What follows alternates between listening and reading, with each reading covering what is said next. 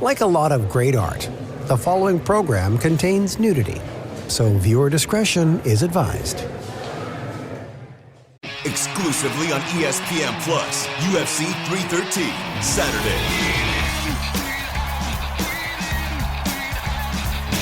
Reigning light heavyweight champion Alex Pereira defends his title against number one contender Magomed Ankalaev, and an explosive lightweight bout between Justin Gaethje and Rafael Fiziev.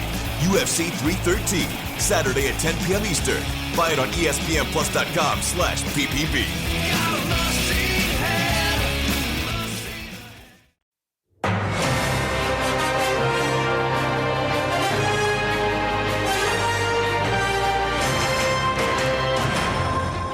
This is the Classic Guitar Rock Daily Update. All the classic rock news of the day. With your host, Jeremy Lunnan. Well, it just depends on how much money you get. Hey, good morning, everyone. It's time. It's time for the daily, or more accurately, the mostly daily update. And I'm glad you're here. And guys, I have to say, I don't mean to toot my own horn, but on my morning drive this morning, and my morning drive, it means I'm running to drop my son off at school. I work from here in the palatial CGR Northern Command Center. But on my morning drive, guess what song I heard on Classic Guitar Rock Radio? Probably my personal favorite song ever, Master of Sparks by ZZ Top. If you have never heard the song Master of Sparks by ZZ Top, pull over right now and find it and listen to it and listen to the lyrics. It is the weirdest, coolest song ever. And when you're a radio executive of my level, I mean, you can demand that they play that on the radio station. And that's exactly what happened. Okay. I said, this song must be played on the radio station. And I heard it on my morning drive. I mean, those are the kind of circles I move in, guys. You guys know my radio station is one person, right? That's me. Anyways, if you haven't checked out the Classic Guitar Rock Radio, I'm telling you, you'll like it. And now the website's up. You just go to classicguitarrock.com. That's the portal. Okay. That's where you go. And from there, you can launch to the podcast, which includes these daily updates. You can launch right to Classic Guitar Rock Radio. It's really all you need. You don't have to worry about being bombarded with news or political crap. We don't do any of that. It's just great music. I do have to say, I have a grumpy guy that does, new guy doing voiceovers, Nigel. He's British. So yeah, you'll hear more of Nigel throughout the day doing voiceovers, and you'll hear less and less of my homemade cheesy voiceovers and that sort of thing. So anyways, a lot happening with the radio station. I hope you'll check it out. 40 hours a week, guys. That's all I'm asking. If you could listen to it 40 hours a week, that's all I'm asking. I mean, an hour a week. Come on, guys. You'll like it. You'll like it. All right, let's jump into the news here. From the I'm Super Important file, John Mellencamp has a clear message to fans planning to attend his shows. Behave or just stay home. Now, Mellencamp,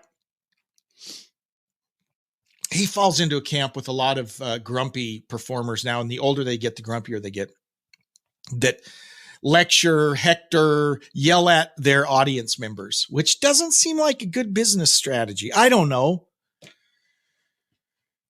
So here's what he says. I do expect etiquette inside of the theater, the same way you would at a Broadway show. My shows are not really concerts anymore. They're performances. And there's a difference between a performance and a concert.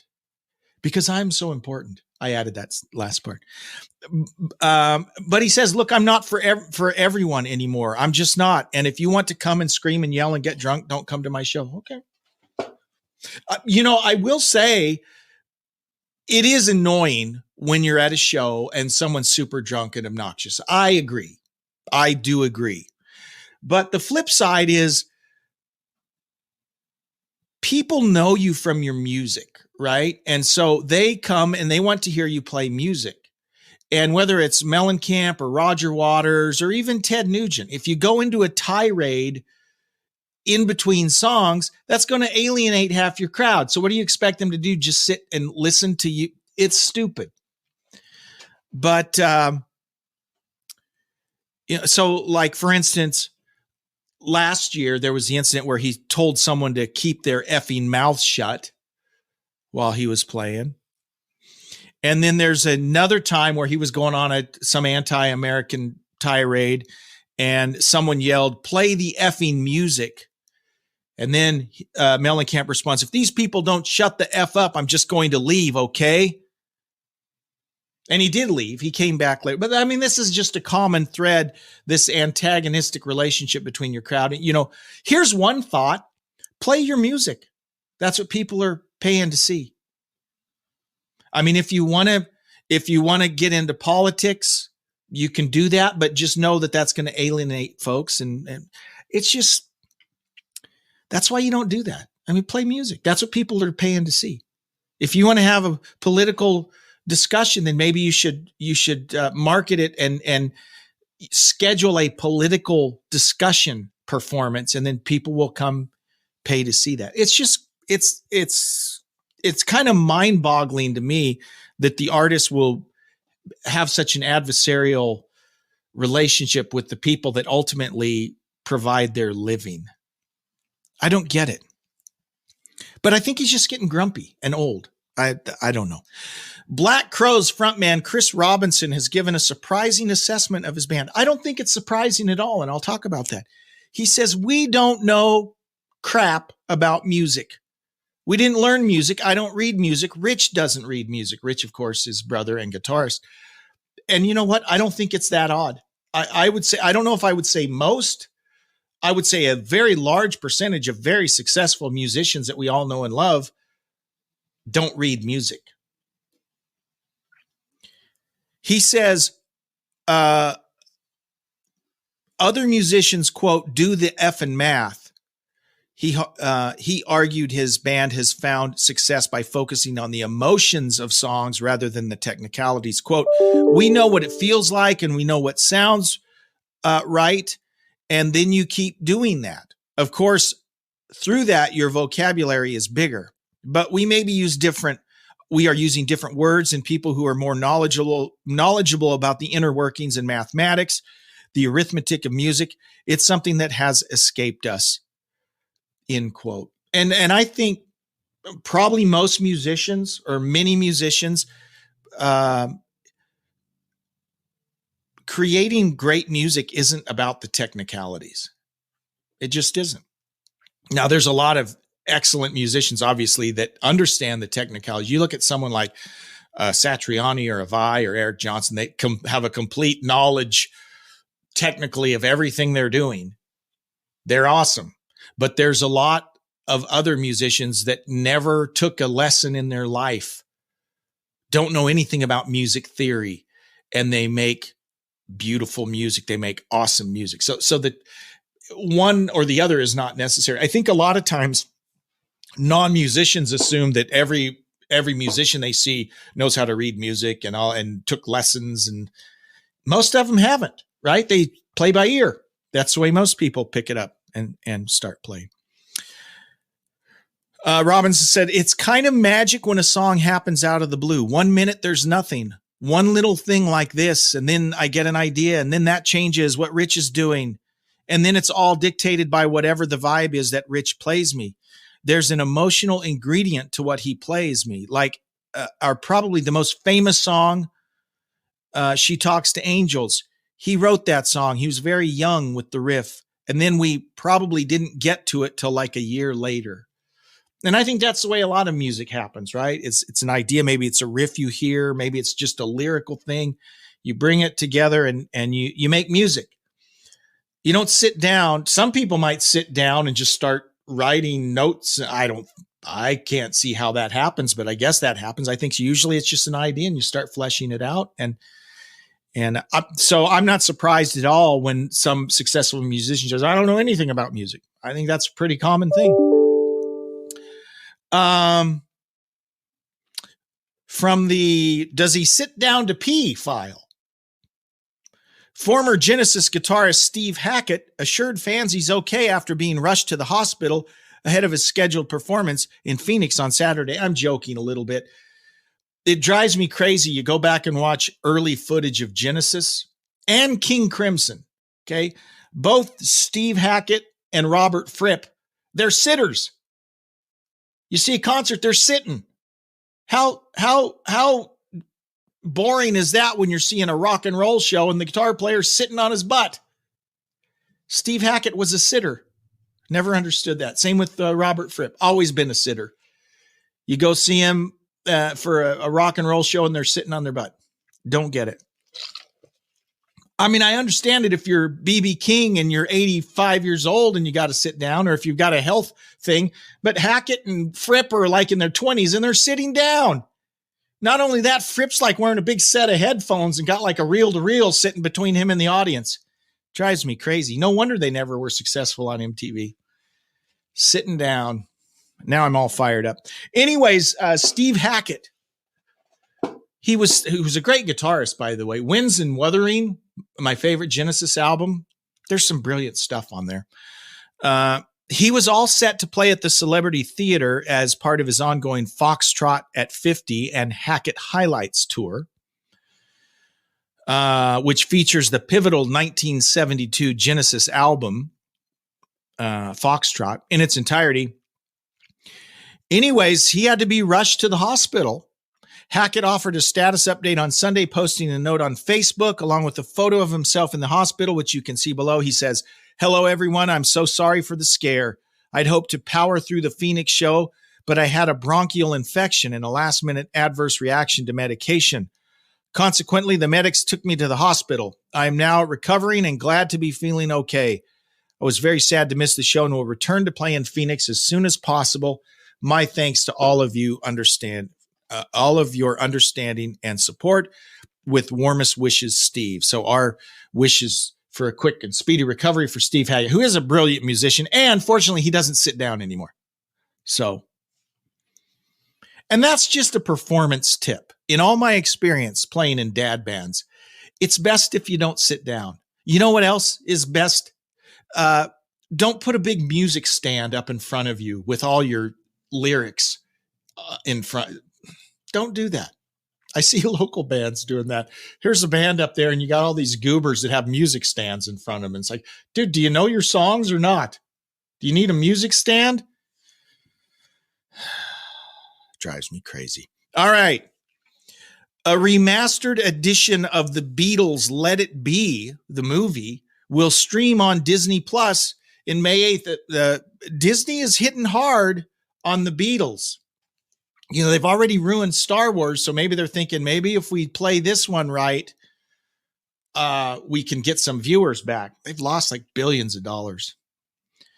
The new movie was restored by Peter Jackson's team at Park Road Post-Production and contains footage not featured in Jackson's 2021 Get Back docuseries, which also streamed on Disney. So the movie Let It Be was released way back in 1970, and it came out a month after the Beatles had broken up. And it was a week after that the album Let It Be had come out. And so Jackson has kind of gone through and they've done their magic with this. The Get Back footage is breathtaking. And I mean, they used AI and all kinds of gizmos to make it look so good. They've kind of done the same to Let It Be. So you have an opportunity to see Let It Be in an even bigger and better and more beautiful way than you've ever seen it. Peter Jackson sees Let It Be and his Get Back as companion pieces. That's according to director Michael Lindsay Hogg, who directed Let It Be. He thinks it's very important that they are both out in the world. I hope Let It Be gets a re-release. It's shorter and simpler, but because there isn't as much in it, it's easier to focus on certain things. Get Back is like a great novel, and Let It Be is like a great short story. So you can check that out.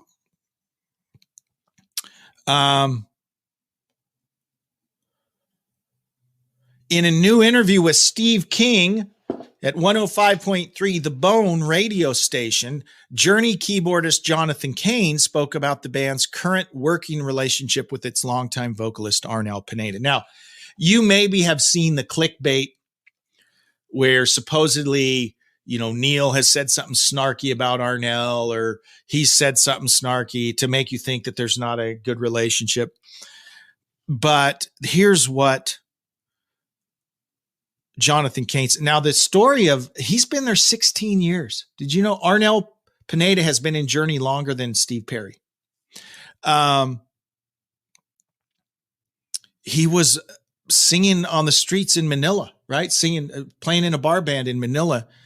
And in 2007, Neil Sean saw these videos of this kid, Arnel, singing Journey songs and other popular songs that he reached at. Well, the rest is history. He's a member of the band now and super talented and a great showman. I've seen Journey with Arnel, and I've seen Journey with Steve. I saw the Frontiers tour way back in the early 80s, and I saw the tour with Arnel in 2016. And I know it makes people mad when I say this. I enjoyed the concert more with Arnel. Sorry. I'm not saying he's better than Steve Perry. I'm just saying I enjoyed the concert in 2016 more than I did on the Frontiers tour. I'm just throwing it out there. He's very talented, great performer. And Jonathan Cain says, yeah, Arnel's 16 years celebrating. This is his 16th year with Journey. Probably the longest tenure of any lead singer for the band. I'm pretty sure it is. So he's been crushing it for us. He's got his kids on the road with him this time, and he seems really content and happy. And we're really proud of everything he's done up to this point. And we see some years left. There's definitely still some gas in the tank, but we're very happy with Arnel. He's amazing. So much of the clickbait you've seen around Arnel is just that, right? Oh, are we ready for this? Are we ready for this? Ozzy Osbourne's MTV reality show, The Osbournes, is coming back. Do you remember that? Way back early 2000s? This show followed the whole family around, Ozzy's son Jack announced the Osbournes re-release during the latest episode of the Osbournes podcast. He said, quote, "Hey, what's up, Osbourne fans? So there are some big things happening over here in our world. We are finally re-releasing the Osbournes. Since the show has left the air, it hasn't been readily available to anyone, and we're also doing some new content around the original footage. We're going to be doing the basement tapes. It's going to be a watch party with us watching ourselves. It's going to be full of narcissism. So join the family and get access to this and a whole bunch." So it looks like I read this wrong. I thought they're going to actually start making a new series, but no, they're just re-releasing the old Osbournes reality show. And then they'll add this, the narcissism piece where they're reacting to old videos of themselves. I'm not thinking it's going to be that. I could be wrong. People might tune in and watch that. I don't know. OsborneMediaHouse.com. You can go there and find out more. Our favorite punching bag, the Rock and Roll Hall of Dung. They're going to announce soon the inductees. Here's where we are so far. So probably these will be them. Let me know what you think. As of 10 p.m. Eastern Monday night, Dave Matthews Band were lead. This is the fan vote. Okay. So the fan vote, it is what it is. Dave Matthews Band were leading with over 586,000, followed by Frampton, over 528,000, Foreigner, 527,000, Ozzy Osbourne, over 480,000, Cher, 339,000, Lenny Kravitz, 310,000, Kool and the Gang, over 286,000. So those are the top vote getters in the fan count. What do you think, Dave Matthews Band? I mean, I don't have a problem with. I'm not a Dave Matthews Band fan. Personally, I mean, I don't hate them, but I've never been a big fan. Some people really love Dave Matthews Band. I'm okay with them getting in there. It's not up to me. It's not my Hall of Fame. Frampton absolutely should have been in there years ago. Foreigner should have been in there years ago. Ozzy Osbourne, solo artist, he should be in there. Cher. If I could turn back time. I don't know. Lenny Kravitz. Kool and the Gang. Here's the thing with Kool and the Gang. Kool and the Gang, they were a band. They played real instruments. They played real songs. Yeah, I think they should be in there. I'm okay with Kool and the Gang being in there. Not a problem. I feel better about Kool and the Gang being in there than Cher. Just my personal opinion. Nothing against Cher. Gypsies, tramps, and thieves. Okay, we do have something from the mailbag here. This is from our friend, Mr. Kuza, all the way over in Russia. Thank you, Mr. Kuza. I saw this email, haven't read through it yet. Let's see what you got. Sometimes he has zingers for me. Let's see what's going on. Hi, Jeremy. First of all, I want to say I'm surprised that you didn't know The Who, not The Who, Pete Townsend, The Who, H-U. She said, I'm surprised you didn't know The Who. I understand that it's unrealistic to know everyone, but I think that I could know a gang that you haven't heard of. Oh, but I didn't think that I could know a gang that you hadn't heard of. I'm sure you know lots of gangs I hadn't heard of. The Who is that band from Mongolia. The Who, H-U, is that band from Mongolia that will be opening for Iron Maiden on their next tour. And no, I had never heard of The Who. But in my defense, Mongolia is a lot closer to Russia. Maybe that's why you've heard. Do you guys share a border? Doesn't Mongolia border Russia? I'm not sure. I'll have to look at a map. Many people tried to get an autograph or take a picture with their idol, or maybe even get some kind of souvenir from the star. Not everyone has succeeded, but those who have succeeded have funny success stories. Someone sneaked into the dressing room. Someone was just too arrogant, but all the stories are mostly funny. The question is, did you have something similar? If I had a question, okay, I do. I have a few things I can share. Your fan from 6 miles away, Mr. Kuza. P.S. I'll bet one gas station soda that you again forgot the air on button, the on air button. He's right. I didn't turn it on. And guys, look at this. The battery has died because I left it on one day. And Mr. Kuza, he's exactly right. I forgot to turn it on. So firstly, I will get new batteries for the on-air button. I'll absolutely do that. But the first story I can think of, and this is not nearly as cool as, okay, so I spent, you guys know I was a disc jockey for about 10 years. One of the stations I worked at was an oldies station right here in Spokane, Washington, Oldies 101, KEYF-FM. 2 different occasions I got to MC concerts. So one was, so this is about 1995. I'm emceeing Creedence Clearwater Revisited. Now, for those of you that might remember this, 94, 95, they toured without John Fogerty, and there were all kinds of legal things going on. So Creedence Clearwater Revisited toured. And I was super excited because I love CCR.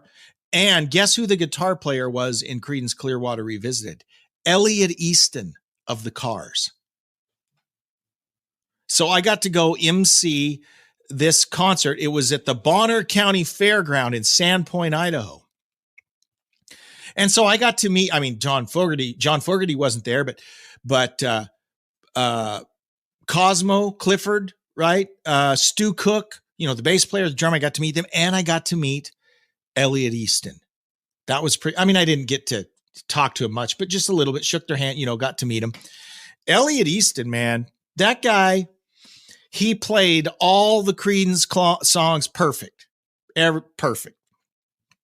It was awesome.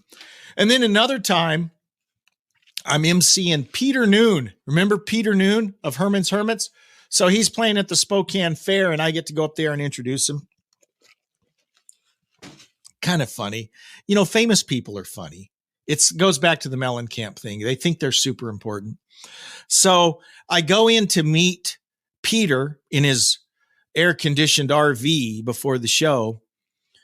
And he was a nice enough guy. Don't get me wrong. He was a nice guy, but he had this very specific list of how I was supposed to introduce him. And I was feeling pressure. I mean, because it was like, make sure you say this, make sure you say this, make sure you say this, make sure you say he's host of VH1's My Generation show. Yeah, I mean, there's this whole list of things. I'm like, okay. And then he said, at the end, when you leave, make sure you say this. And then we'll come back out and do an encore. And I'm like, okay. So I go and I introduce, I did fine, did it. And then at the end of the show, I go out like I'm supposed to. I say, let's hear it for the blah, blah, blah, whatever I was supposed to say, Peter Noon. And then see, I didn't know this part. He comes up and grabs me, gives me a big hug and starts dancing with me as the band's playing music. I wasn't expecting that. So I just played along as best I could. But it was funny that he was dancing like we're best old friends and all of a sudden. And of course, it made me look cool in front of the audience, right? Because they thought, wow, Jeremy, he's good friends with Peter Noon. Anyways, those are the first two things that I think of. I have had a chance to meet, working at oldies stations, working at one station I worked at. We had a heavy metal club in town, and any of the up and coming heavy metal bands in the mid 80s would come through, and they would do an interview with our afternoon guy. I worked at an AOR station. So to be honest, I don't remember, but I met Pantera. I met Testament. I met Lizzie Borden. I met any of these up and coming metal bands from the mid to late 80s that came through Oklahoma and played at this club. I probably met them. I don't remember, but I know that I met the guys in Testament. I know that I met the guys in Pantera, Lizzie Borden, probably LA Guns. I don't remember them all because I'll be honest, they all kind of looked the same to me. I mean, I wasn't really into that kind of metal at that time. Peace of Mind chimes in. I'm Henry VIII. I am. Yes, I am. That's my favorite Herman's Hermit song, by the way. Peace of Mind. Thanks for checking in. And then Innocent Bystander. I don't think Innocent Bystander has chimed in before. So thank you. You are correct. Mongolia and Russia share a border.